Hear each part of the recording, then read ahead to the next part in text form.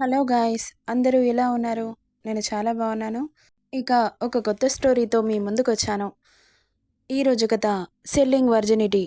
తన తల్లిని కాపాడుకోవడానికి తన శరీరాన్ని అమ్ముకుంది ఆ అమ్మాయి. హాస్పిటల్లో ఎటో ఆలోచిస్తూ కూర్చుంది వైనవి.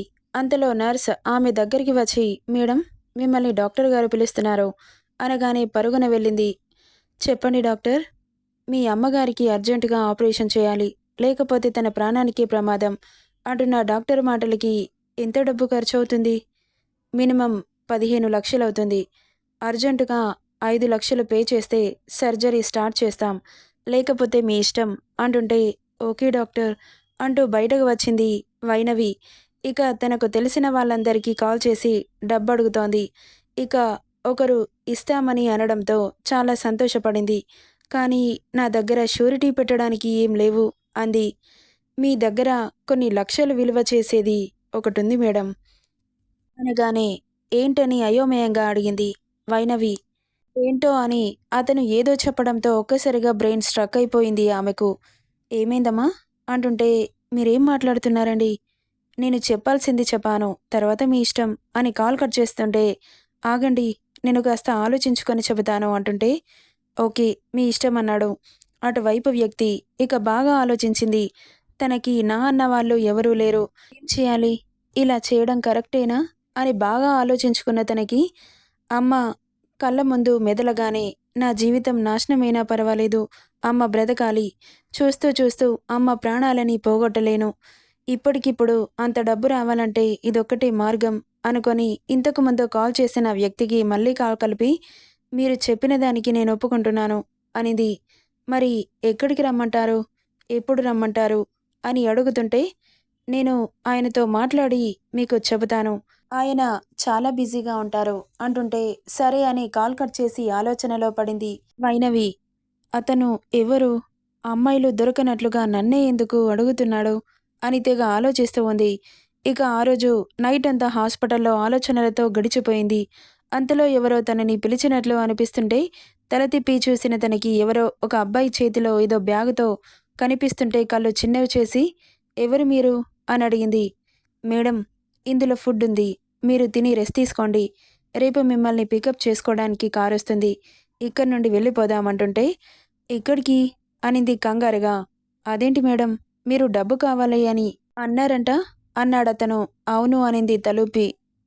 ఇక ఆ బాక్స్ ఆమె చేతిలో పెట్టి అక్కడి నుండి వెళ్ళిపోయాడతను. ఎందుకిదంతా చేస్తున్నారు అర్థం కాలేదు.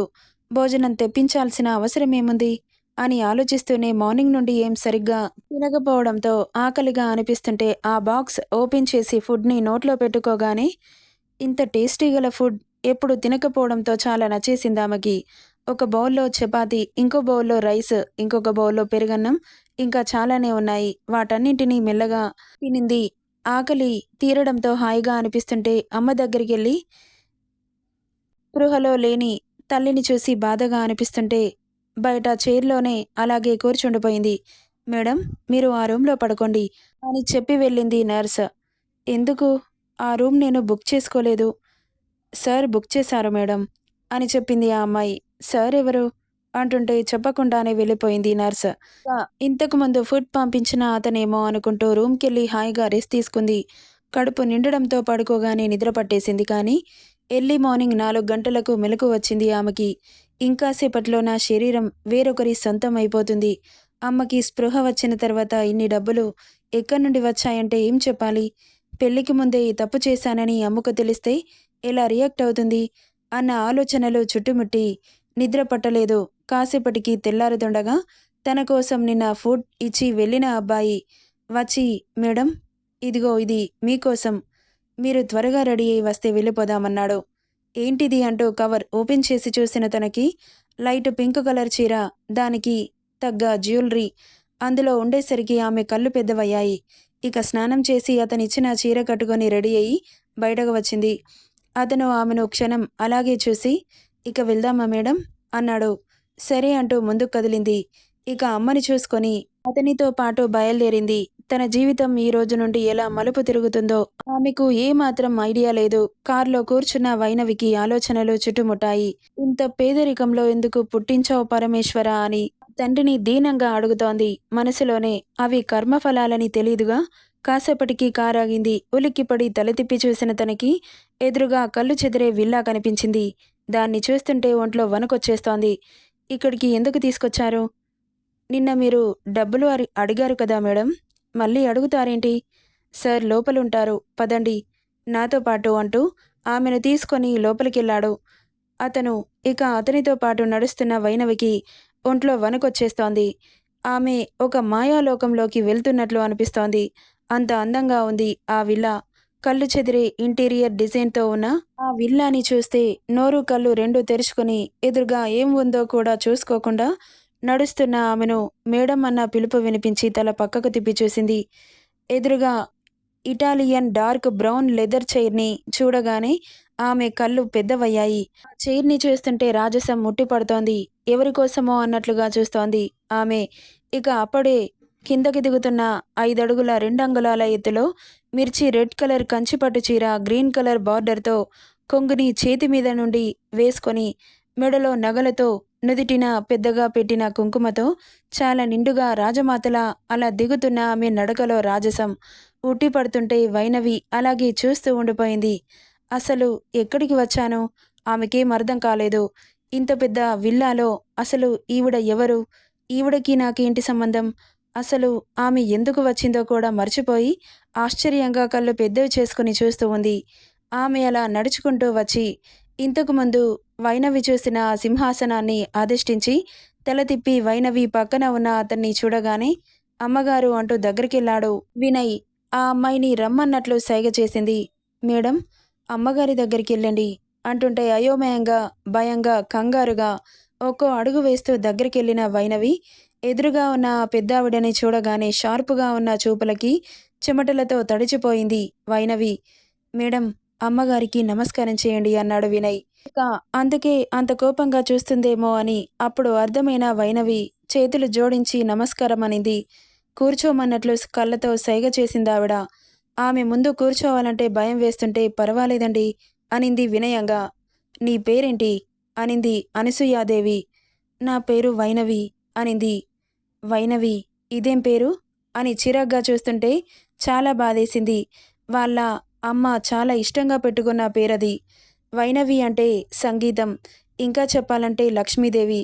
ఇక ఆమెను అలాగే చూస్తూ నిలబడింది వైనవి. ఏం కావాలి నీకు? అని అడిగింది ఆవిడ. ఏం కావాలి అంటే ఏం చెబుతుంది? ఏం మాట్లాడకుండా సైలెంట్గా నిలబడింది. మాటలు పొదుపుగా మాట్లాడతావా ఏంటి? అని అడిగింది. ఆమె ప్రశ్నలకి సమాధానం చెప్పాలంటే ఎలాగో అనిపిస్తుంటే తల తిప్పి తీసుకొచ్చిన వినయ్ని చూసింది. అమ్మగారు, సార్ తనని పిలిపించుకున్నారు అన్నాడు. ఎందుకు అన్నట్లు చూసింది. మేడం గారి అమ్మగారు హాస్పిటల్లో ప్రాణాలతో కొట్టుమిట్టు ఆడుతున్నారు. సో తనకి డబ్బు అవసరమయ్యి పలానా కంపెనీ మేనేజర్కి కాల్ చేసి అడిగింది. ఇక ఆయన మన సార్కి కాల్ చేసి మాట్లాడడంతో సార్ ఇస్తానని చెప్పారు. అతని దగ్గర కొన్ని రోజులు వర్క్ చేస్తే అని చెప్పాడు వినయ్. ఇక ఆమెకు సమాధానం ఎలా చెప్పాలో అర్థం కాక అయోమయంగా చూస్తున్న వైనవికి హెల్ప్ చేసినట్లు థ్యాంక్ యూ అని కళ్ళతోనే సైగ చేసింది వినయ్కి. అయితే ఈ ఇంట్లో ఏదైనా చేస్తావా? అని అడిగింది అనసూయ. అంటే రోజు వీళ్ళ దగ్గర పని చేయాలా ఏంటి? అని చూస్తోంది వైనవి. నేను వచ్చిన పని వేరు, వీళ్ళు మాట్లాడే మాటలు వేరుగా ఉన్నాయి అని ఆమె బుర్ర గిర్రున తిరుగుతుంటే ఏమైంది మాట్లాడట్లేదు? నీకు డబ్బు కావాలంటే పని చేయాలిగా, ఫ్రీగా ఇస్తారా ఏంటి? ఎన్ని లక్షలు కావాలి? అని అడిగింది డైరెక్ట్గా. ఏమని సమాధానం చెప్పాలో అర్థం కాక వినయ్ వంక చూసింది. తనకి 20 లక్షలు కావాలంటమ్మగారు అనగానే ఏంటి అంటూ ఆ చైర్లో నుండి కోపంగా లేచి నిలబడింది. ఆమె కోపానికి జడిసి అడుగు వెనక్కి వేయబోయింది వైనవి. అంత డబ్బు ఇస్తానని ఎలా ఒప్పుకున్నాడు? ఏమో అమ్మగారు, నాకు తెలీదు. మీ మనవడి గారితోటే మాట్లాడండి అని మెల్లగా తప్పించుకున్నాడు వినయ్. ఎందుకంటే ఎందుకిస్తా అన్నాడు ఈవిడ గారికి చెబితే ఇల్లంతా ఒక్కడి చేస్తుంది అని తెలుసు కదా. వెంటనే వాడిని పిలిపించు అనింది ఆవిడ గంభీరమైన స్వరంతో. ఇప్పుడు సార్ లేరమ్మా, అవుట్ ఆఫ్ వెళ్ళారు. ఎప్పుడొస్తాడు? అప్పటి వరకు ఈ అమ్మాయి ఎక్కడుంటుంది? వాడు రాకముందే ఈ అమ్మాయిని ఎందుకు రప్పించుకున్నాడు? అని ప్రశ్నల వర్షం కురిపిస్తుంటే నీళ్లు నములుతున్నాడు వినయ్. చెప్పు అంటూ గర్జించింది. ఈ అమ్మాయి సార్ రూమ్‌లో ఉంటుంది అని చెబితే, మళ్ళీ ఎందుకు, ఏమిటి అని అడిగి ఇంకా పెద్ద ఇష్యూ చేస్తుంది అని బాగా ఆలోచించి, మన పైన ఫ్లోర్‌లో పెంట్ హౌస్ ఉంది కదా అమ్మగారు! అందులో ఉంటుంది. అయితే ఇక్కడ ఏం పని చేయడానికి పిలిపించారో అవన్నీ నాకు తెలీదమ్మా. కాకపోతే ఈ అమ్మాయిని ఆ రూమ్ నుండి బయటకు రావద్దని చెప్పారు సార్.